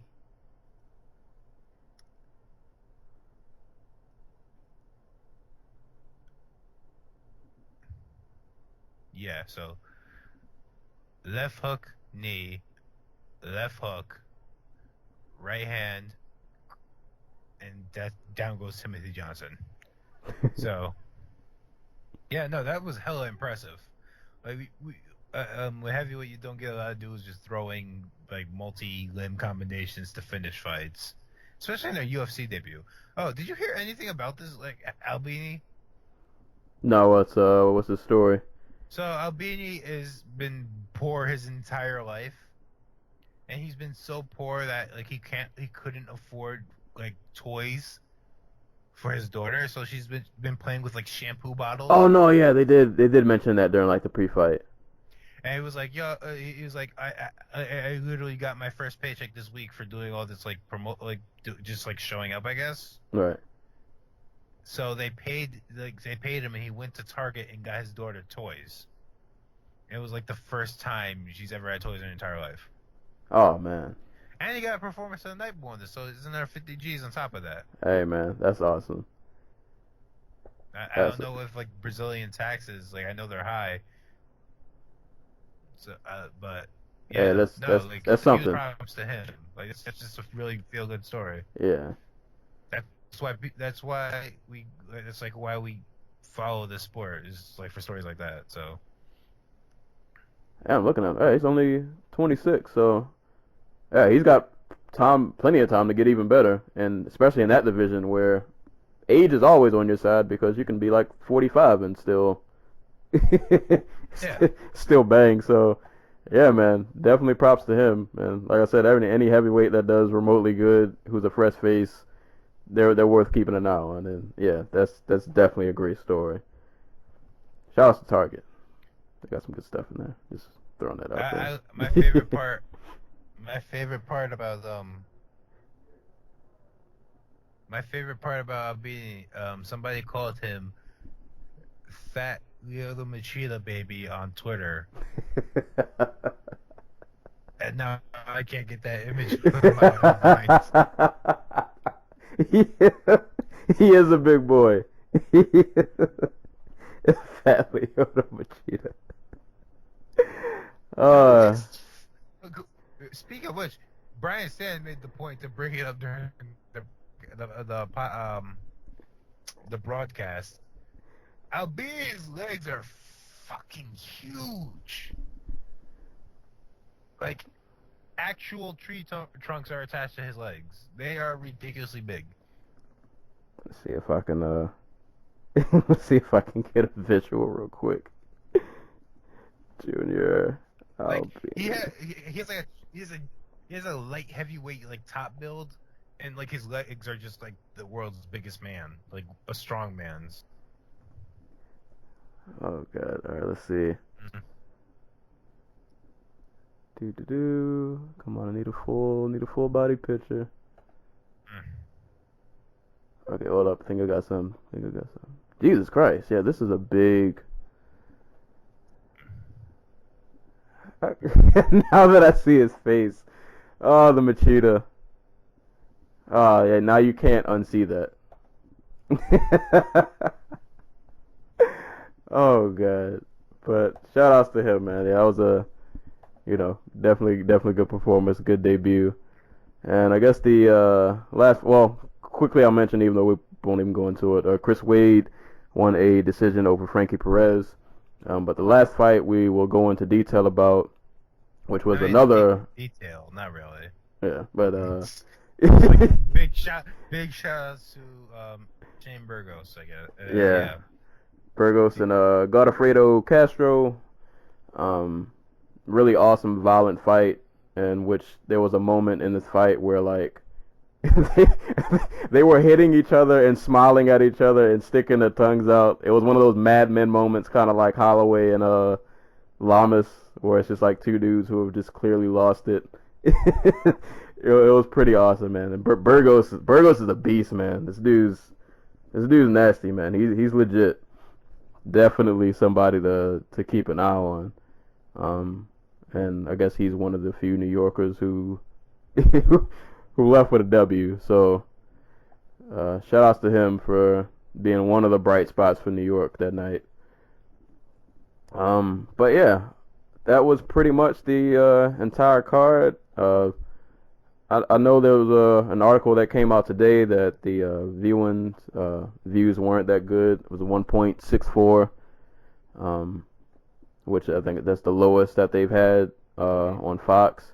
But I mean, that aside, this card not big in name power, but this was a really solid card, man, top to bottom. Like there were a lot of good fights, top to bottom. I mean, you got everything. You had split decisions, KOs, submissions, like anything you could ask for was pretty much on this card. So, numbers aside, this card delivered. I was impressed, and once again, I can't stress enough, 4-fight main cards. I love it. Keep doing that. Let's not do these 6 fights, so I don't have to stay up until 1:30 in the morning. But yeah, awesome night of fights. Kind of hard to say at what time we're at because we've started and stopped 80 times. Yeah, we're kind of split over. But I guess we'll wind it down with parting shout-outs and shots. So I'm going to give 2 parting shout-outs. One will go to Sergey Karatanov, who fought, I believe, that same weekend on M1. He beat Geronimo Dos Santos with an ankle lock, but the reason I'm shouting this fight out is because the way he got the ankle lock was pretty cool. Like I don't even really know how to describe it, but like they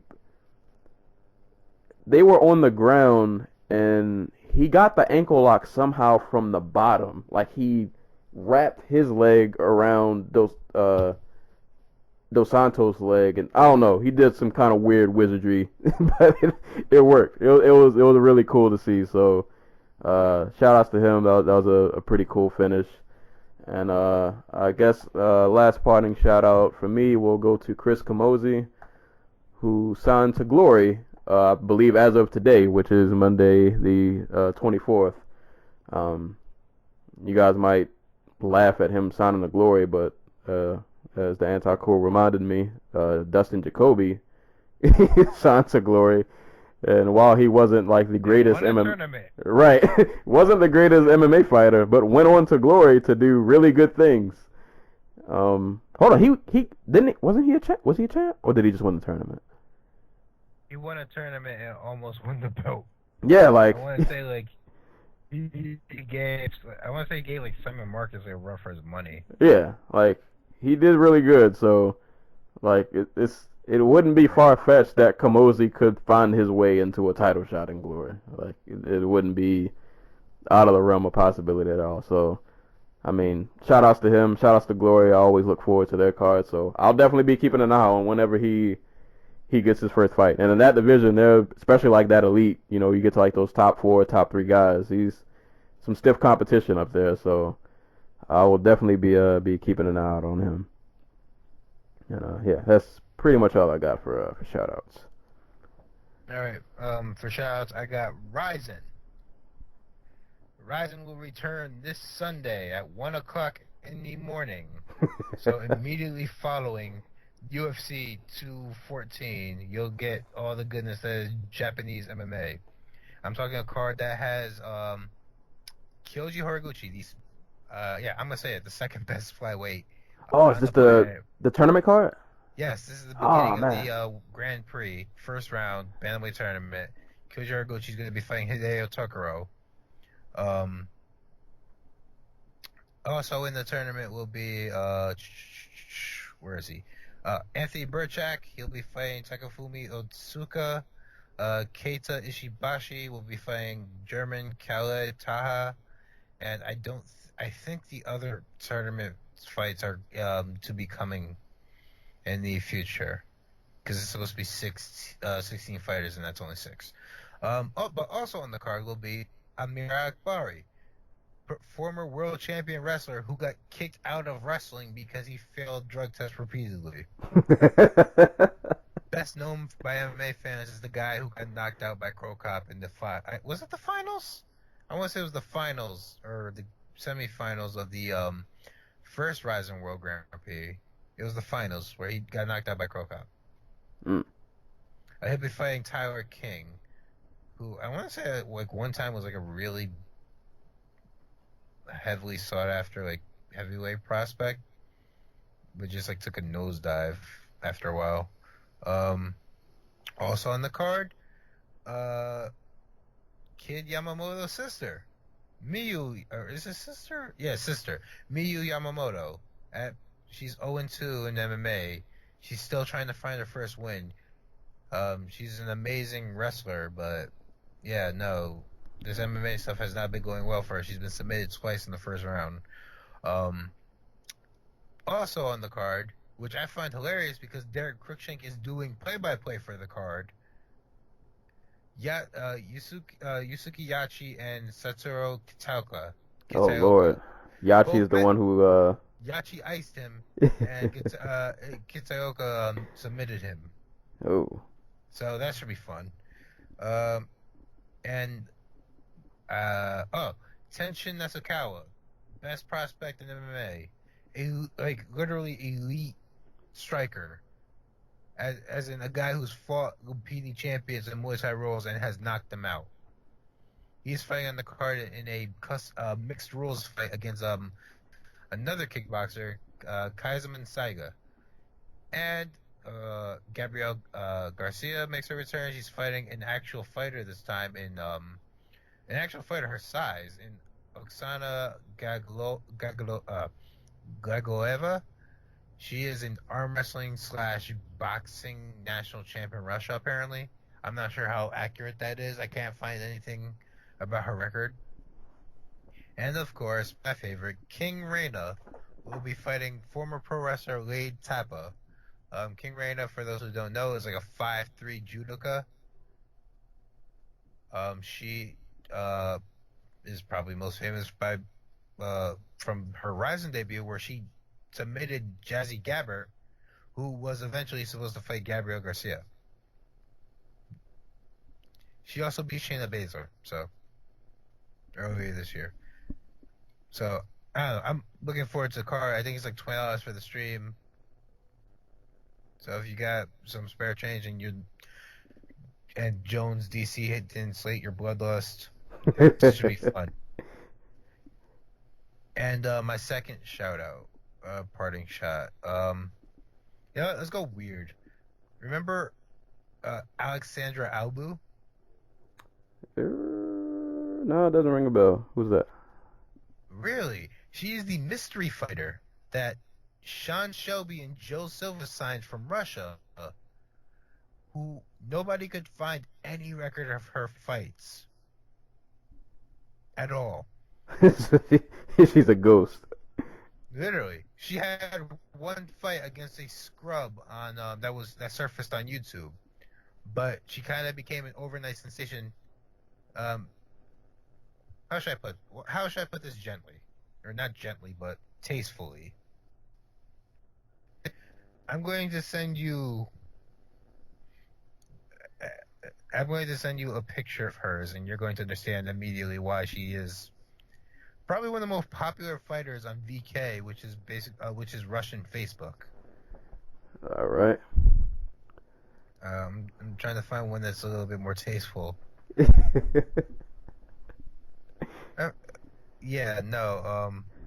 struggling here because let's just go with this one. It's she's wearing all her clothes.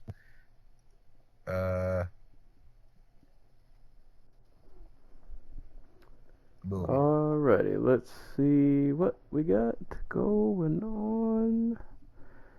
Alright, just get my internet a little bit. Whoa. Okay, hold up. I can't see the picture's really far. Hold on, I gotta zoom in because I can't. The picture's kind of small, so I just kind of see some cheeks. Yeah. I can't see anything else. Well, my point being, if you go on YouTube and you look her name up, for some crazy reason, her videos get crazy reason. Her videos get an obscene amount of views. I want to say like there's a video of her training that has over 1 million views. Just like straight up 1 million views. Like there are UFC fighters who have headlined like a whole bunch of pay-per-views who do not have 1 million views on YouTube. Yeah, they also don't have those cheeks. Yeah. No, like if you ever get a VK account like I used to have back in the day to go watch fights, she is all up and down the MMA circles on that site. Oh man. And apparently, she fought in the UFC against Isabella Badaric like a while ago, like 2 years ago, and she looked pretty damn good. Like she was a little stiff, but that's probably because she has rarely ever fought in recent years. If she continues to actually show up and fight, I'm interested in seeing how far she can go as a real fighter, because she's actually pretty good. I'm pretty sure they would jump to promote that. Like I'm pretty. Yeah. Oh hell no. Yeah. Oh, She fits. yeah. She fits that mold. Oh man.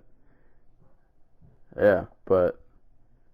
Like I Sort of. thought So- they were gonna push like Paige Van Zant's looks. No. No. Paige would get. Alexandra Albu would upstage hella quick. Yeah. Not even close. Not even close. So hold on. When was her last fight again? Her last fight was in 2015. Okay, I don't alright. think she's been hurt. Oh, okay. All right. At least that's like semi-recent. So she's not like a complete ghost. But she, for the most part, is. yeah. But we know she exists now. At least we know she's fought somebody somewhere. But Oh man, that's dope. I didn't know that that Rising card was this weekend. That's awesome. I don't know how I feel about watching it at 1 in the morning, but well, hold on. Quick question. Do you I still know? want to know where Albu freaking came from.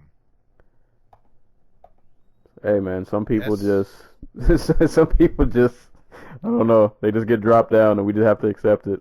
I was gonna say though for the Rising card. So do you know like if I like throw them my $20, but let's say I don't watch it at 1 in the morning, can I like re-watch later or I have yeah? no idea.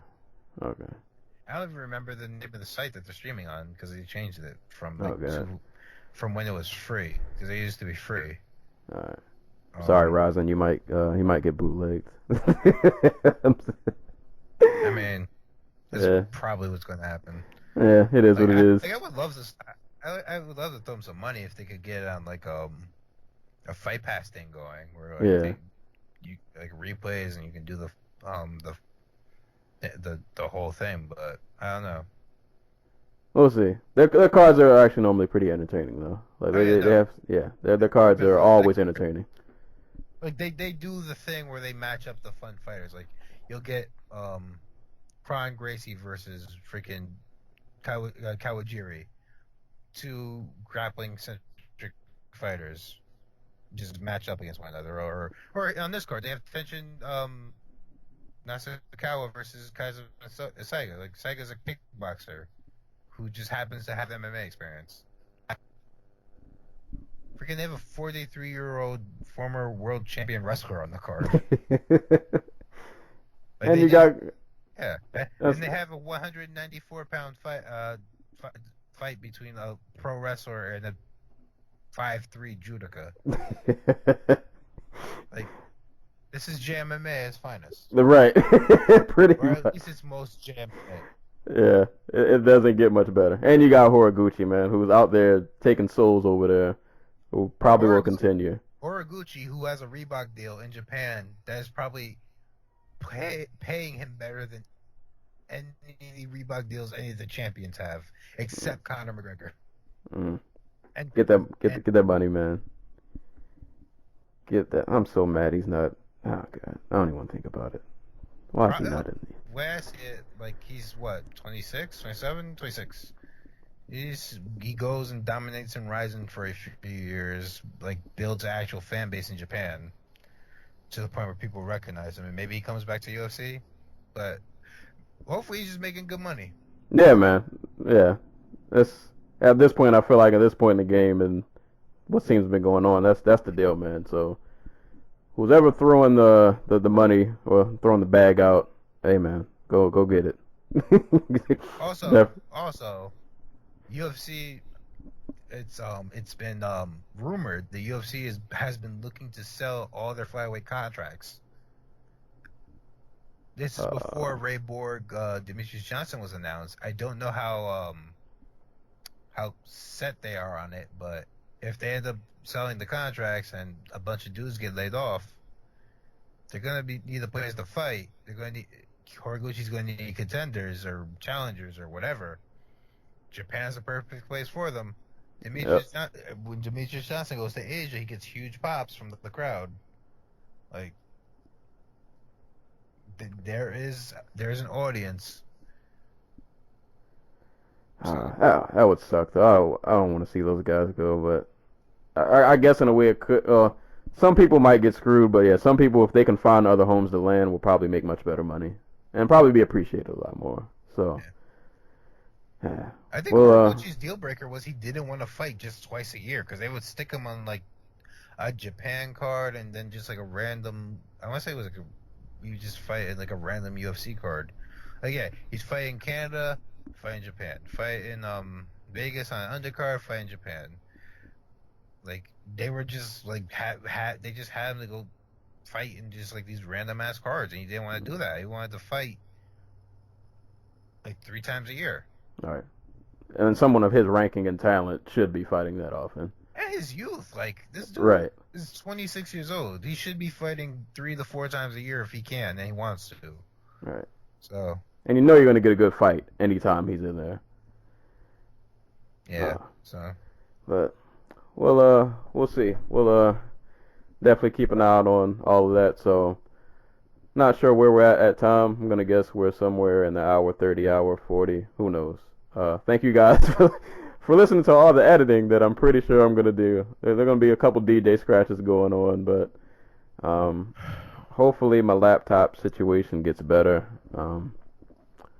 Yeah, I don't know. I'm holding on to a thread, but I'm already starting to look at other laptops. So hopefully this will be fixed and errors will not happen so often. But yeah, we got Jones and Cormier coming up this week, so you guys know definitely we'll be covering that, and hopefully I'll be at a fight party watching that happen. I cannot wait for that card. So. That'll be going down, and pretty sure the MMA world will keep up enough news to keep us entertained throughout the week, so there'll be plenty more to talk about. But, yep, that's pretty much it for today. Thank you guys for listening. Quick question. Oh, I have a quick question before we go. all right. If Cormier loses again, does he retire immediately from the sport? Because I don't think "got to" is the right phrase for it, but this Jones rivalry is way too important to him for me to see him coming back and think he's going to get third crack at it. Yeah, I don't know if he retires, but if you ask me, should he? I mean, unless unless you can drop to 185 or you want to give heavyweight another run, which I don't know if he would want to. I wouldn't be mad if he did do it, but yeah, unless you're looking to switch divisions, yeah, you might as well retire. Like, there's nothing else at 205 for you. You've beat everyone there is to beat, and I mean, as much as it would probably suck that you ended your career knowing that you couldn't beat the one man who, you know, You want to yeah, the one man you wanted, like. It's like the Goku Vegeta thing where Vegeta's chasing Goku this entire time, but like he never seems to catch up. You know, that would suck, but I mean, you kind of got to face the music at that point. Like, there's no. I mean, at least you got the belt. I mean, you hit the pinnacle of the sport, even though some people will hold it against you because you didn't beat Jones. But you know, whatever. You still had great wins. You bodied Rumble twice. Like, how crazy is that, too, by the way? Freaking people, like, hold the fact that John Jones couldn't make a freaking date. Right. Stan Cormier. Yeah, like, he can only fight who's there. And everybody who was there, he beat. Decisively, I might add. So, yeah, I mean, yeah, if I'm him, if I lose to Jones, I probably would retire unless you want to give another division a try. But, yeah, if you lose and you want to stay at 205, I don't really see the point. But, we'll see, man. That fight's gonna be awesome. Every time I see a trailer, I get so hyped. But yeah, we'll see what happens. But as always, anytime people are being kicked and or punched in the face, we'll be there to talk about it.